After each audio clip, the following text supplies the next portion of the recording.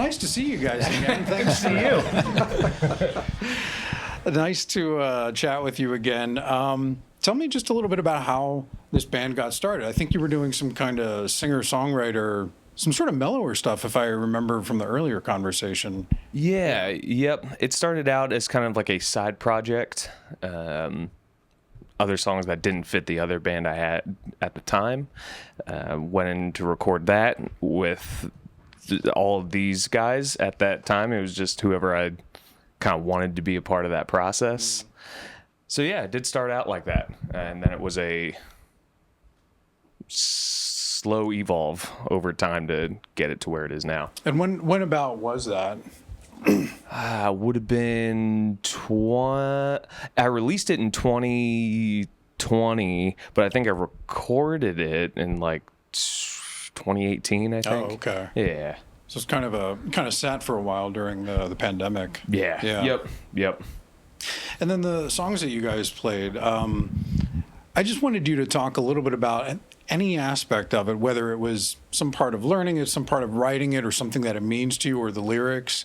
And the first one you guys had done was Dawnbreaker. That was the first song that Joe brought to the table, pretty much like 3/4 fleshed out already. Yeah. Like the whole skeleton was there, like without the feet or something. Yeah, Nick says it was partially put together, and it was, but I feel like my favorite parts are the things that you guys all added to it. Like there's parts in the bridge from everybody, and I didn't have a bridge in the original song. And those are some of my favorite parts in the whole thing. They all sound so cool. Mm-hmm. That could be the real exciting part, is when, you've got something in your head and you bring it to some other people and they're seeing it a different way and adding like a different color or taking it in a different path or something like that. So it's an interesting aspect to writing with a group, that sometimes you get attached to an idea and you like think of it you picture it going a certain way. And this happens to me sometimes. It happened with Dawnbreaker, that like I pictured that it would turn out in a specific direction, and you guys kind of moved it in different ways. And it was really fun to see how that changed. Mm-hmm. And it like added a lot, way more than I could have done on my own, certainly. And that's like what makes it so cool. The whole, writing Dawnbreaker was felt pretty effortless. Yeah, it was cool because a lot of this music, I've said it before, but like it felt like it took a while for it to like sort of click into space with the context of like a rock band, because it all started like singer-songwriter, like all the stuff that Nick had like from the early days. And it's been, 8 years or 7 years now of us like being in the room and figuring out what the shape of this like rock band is going to be, really. So to have with this record, like Joe and John, like bringing a couple seeds to the table, it feels like the sort of organic progression of things.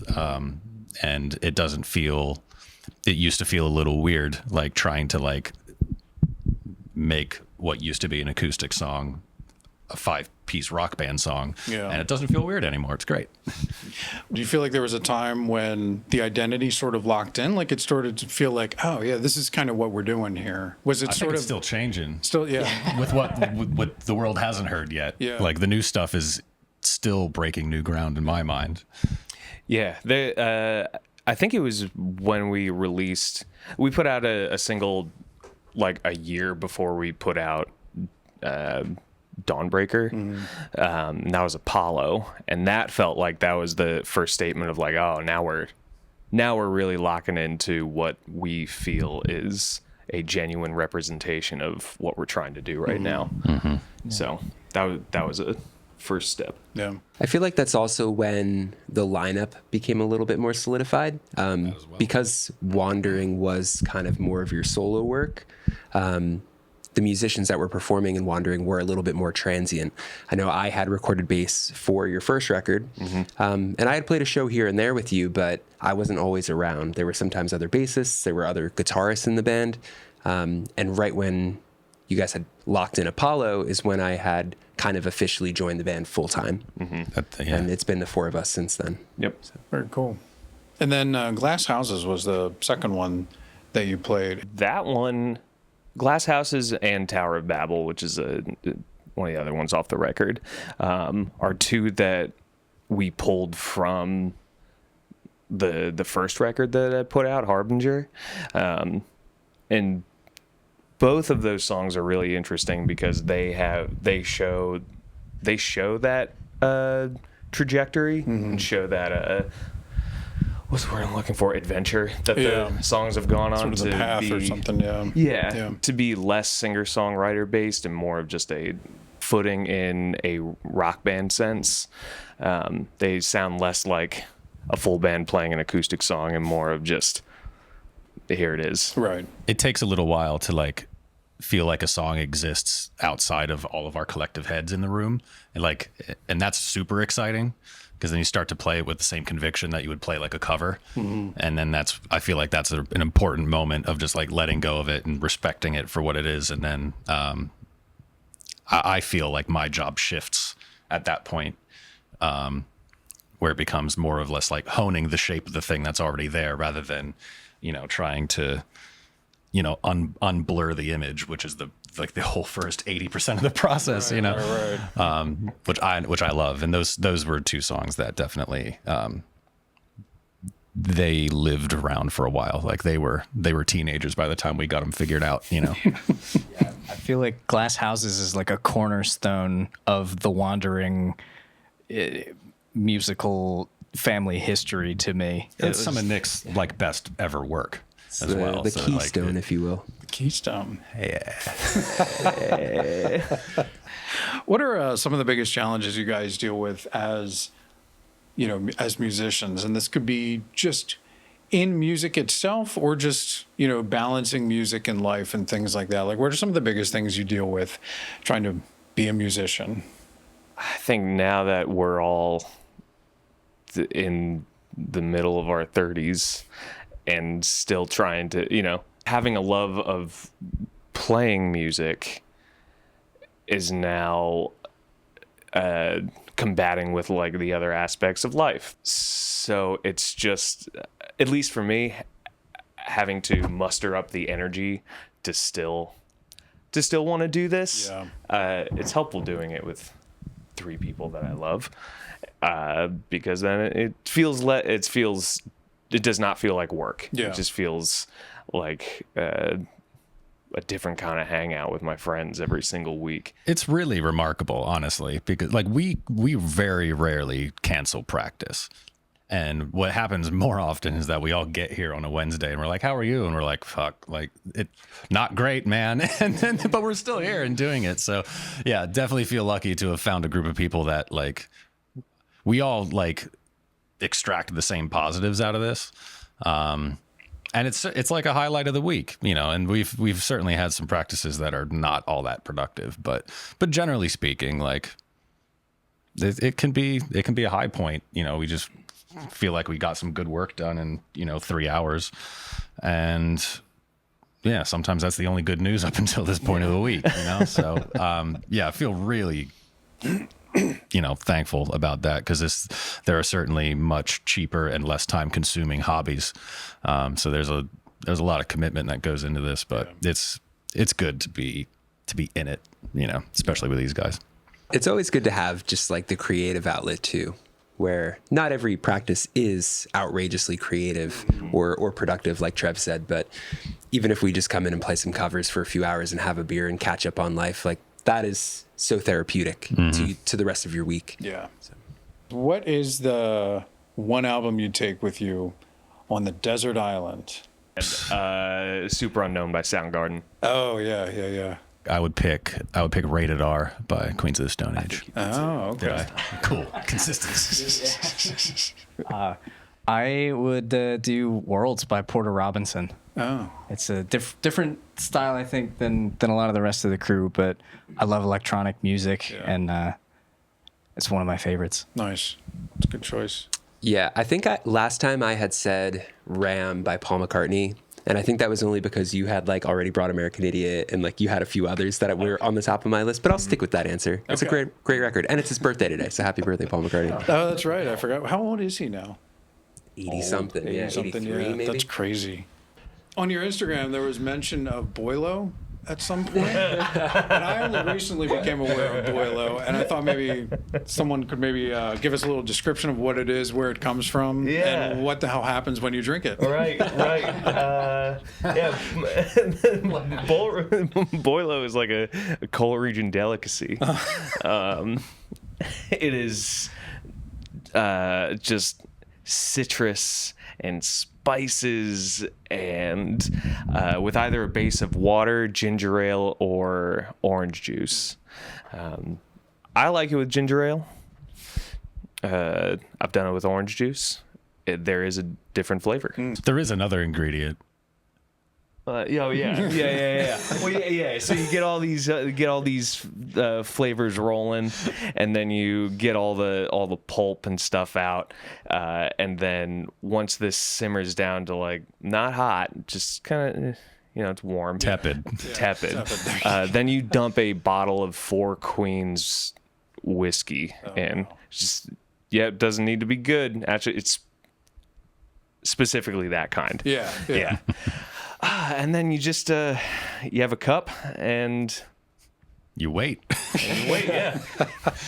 And while you're waiting, you keep drinking, right? Oh yeah, because this is nice. It doesn't hit Yeah, immediately, That's and what it doesn't ramp. Yeah. It just it's there.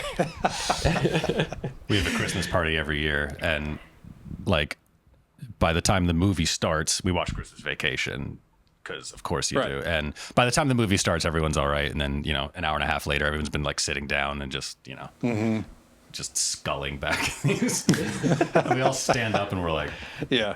"What happened?" everyone's on a boat immediately. Right. Was there one song or band or album when you were younger that really made you think you wanted to play music? Was there one that you thought, man, like I'd love to do this kind of thing? It was Green Day. Okay.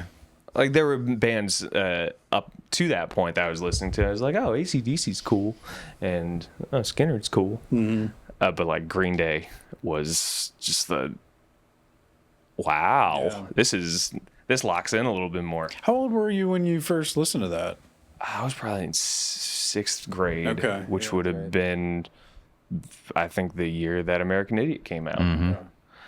So I remember seeing the American Idiot music video on like digital cable. Like you'd log in and they'd have like 5 music videos you could watch on demand. And I would just like watch it on repeat. I was like, what is this? This is so cool. Yeah. And that was the first CD that I ever bought was American Idiot. Same. yeah, I bought that music video on iTunes. Nice. I think I still have it on my computer. That seems funny now. Like I think I bought a music video once too. I'm like, I don't really like. I mean, of course, now you just go watch it on YouTube. Like why would you buy any of that stuff? But We're not going to wait for it to come on. right. Well, true. Yeah, exactly. I guess that's what people did though. You just left MTV on in the background and waited for your, some of your favorite songs to come on. Yeah. In the mornings, yeah, they had like a 3-hour block of music videos. On Saturdays, they had like VH1 Top 20 Countdown. Yep. And that was cool to watch. Yeah. TikTok feeds me like old stuff from TV sometimes, and it had like pop-up video. I was like, oh my God, I totally forgot about that. That was pretty fun. They like ran some like more like modern pop-up videos. Didn't really? they didn't they like rehash that? Like I don't know. I think They did. should. I mean, it's clever. It was pretty cool. Yeah. it was Those really with like the little bubbles that would come up with like little tidbits Just of random music. facts, yeah. What was the first live concert you each attended? Rush. Oh, okay. That's a great one. It was the best. Yeah. You were there, right? I think I was at that show. We didn't know each other. Yeah. No, we didn't. But It's meant to be, though. You saw each other from across the room, and one day we will meet. I only found out he was at that show. Like, last time we did this, was it the last time? I think you guys might learn that. Yeah. I know it was recent, which is hilarious. The funny thing is, when I ask this question, it often is people are learning that about each other. They're like, "Oh, really? That's awesome!" Yeah, it's like hard to pinpoint. I was like pretty active in the NEPA like punk scene, like Scranton bands and stuff when I was like a young teenager. So bands like the Menzingers, Tiger's Jaw, Captain We're Sinking, stuff like that. Was always going to their shows. But if I'm remembering correctly, last time I thought about it for a minute longer, And the first like big musician I could remember going to see was Weird Al. So I'm going to stick with that. And the Poodle Hat Tour. It was a great show. Yeah. I'm sure it was. I mean, I'm sure he's just, you can't not like, well, I guess you amazing. can, but you know. He's very talented. Yeah. He's a pro. He really is. Yeah. You can't knock him. Yeah. For me, it was I think I was 14, and I went to Warped Tour with some friends, and we went there specifically with the intention to see Taking Back Sunday, and another band that is not as well known called Billy Talent, and we were way more eager to see them, and we got stuck in traffic on the way, and we're missing their set. And so we like run through the tour and we're like seeing bands left and right on all these stages trying to find where Billy Talent is playing their set currently. And we got there for their very last song, and that was all we saw of them. But it was still really great. And as a consolation prize, at that same concert, it was the first time I ever saw Rise Against. Oh, cool. And they were incredible. Yeah. It was unbelievable. That's cool. I think the first one I remember going to was Breaking Benjamin. I think they played at Bloomsburg University. There was a bunch of bands before them, and I remember at least one of the bands getting absolutely booed off the stage because I don't think anybody wanted them there. Mm-hmm. They could have been good. I can't remember. Oh gosh, that's terrible. Yeah, I feel bad for that band, whoever they were. Do you have a favorite piece of gear? I bought an Overdrive fuzz pedal relatively recently called the Pork and Pickle, and it has just changed how I approach playing the bass. It's awesome. Oh, nice. Yeah, it's really cool. That's rips. awesome. Yeah. It's pretty good. It's cool when something like that gives you inspiration, you know, rather than you're just kind of painting over something you've already done. Yeah. We had played a show down in Maryland, and just the bassist in one of the bands that had opened up for us, his tone was incredible. Mm-hmm. So much so that I had to go ask him, like, how are you pulling that off? Mm-hmm. And it was that specific pedal. That's awesome. It's really cool. A few years ago, so I do a lot of electronic music production, and a few years ago, my girlfriend got me a machine, Native Instruments machine. It's like one of the pads that it's like a 4x4 sampler, and it has like totally changed my production game and like added a lot to the different options that I have. And I don't really get to bring that directly to this band because this is a pretty instrument-based group, but some of the ideas that it exposed me to and like some of the different things that I learned using it still, like they come with me. Yeah.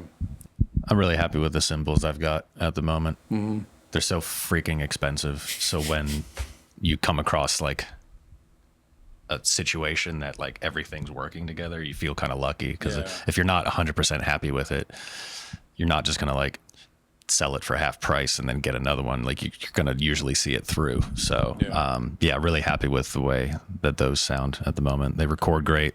What are they? There's a bunch of Zildjian Ks really. Okay. And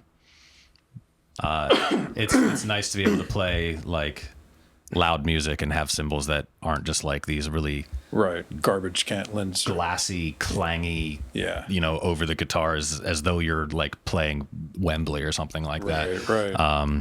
It's nice to not have that problem, and I feel like it helps the whole band sound better, that it's not just like you stand in a room and it's just like, listen to this drummer's cymbals with four guys standing around.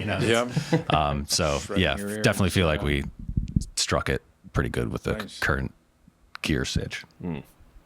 It's probably two of the guitars I have. The one is this, only because I couldn't get the Kurt Cobain signature ES335. I got the Epiphone. Epiphone. Epiphone ES335. Same like olive drab color. And then I bought the Kurt Cobain's signature Jag off of like Craigslist. And I think at the time I wasn't listening to a lot of Nirvana anymore, but as soon as I saw it, like this middle school version of me was just like, get the guitar. And it was like,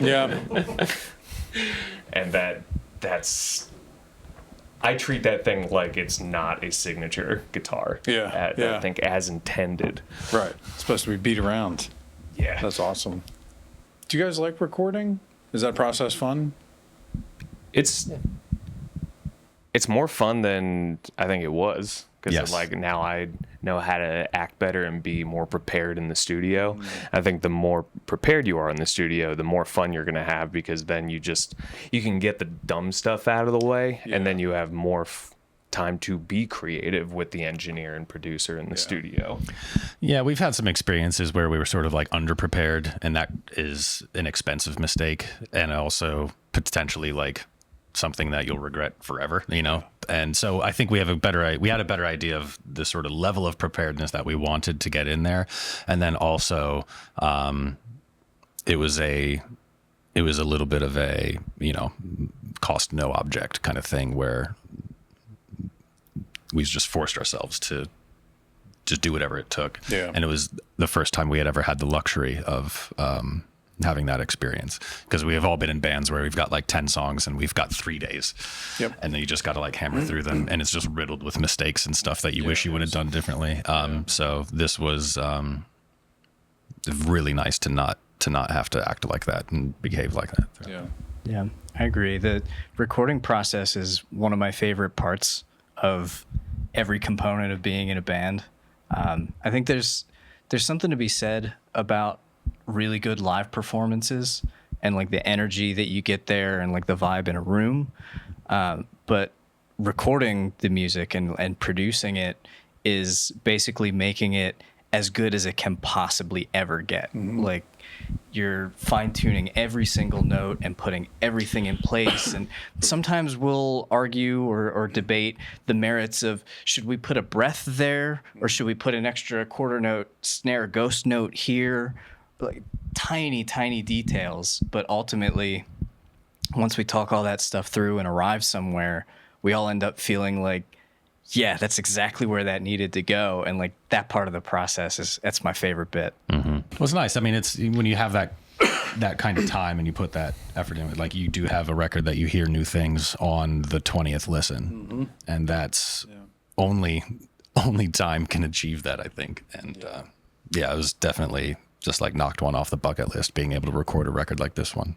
So It's interesting to me that there's some musicians who are just like, they just want to play the gigs, you know, they don't want to sit in the studio, and they just kind of feel like that's just super tedious and, you know, just not their thing. yeah, they're both hard. Yeah. You know. Yeah. I really like the recording process, and especially like having Ben and John behind the wheel.